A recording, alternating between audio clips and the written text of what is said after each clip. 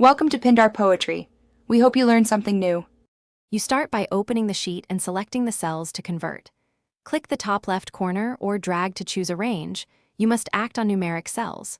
Once done, make sure values are real numbers versus text. Use value or double-click to inspect. Next, open the Format menu to access number options. This begins the currency change.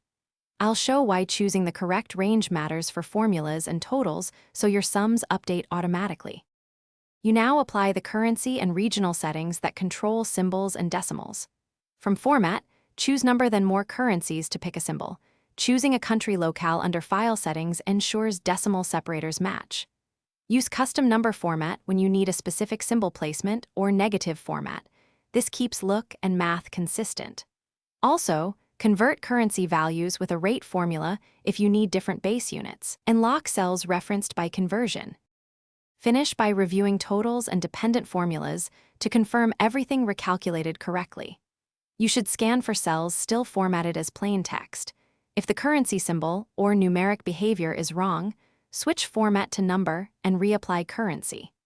If values came in from CSV or copy-paste, use value or substitute to strip symbols before converting, and re-import with correct locale when necessary. One key troubleshooting tip.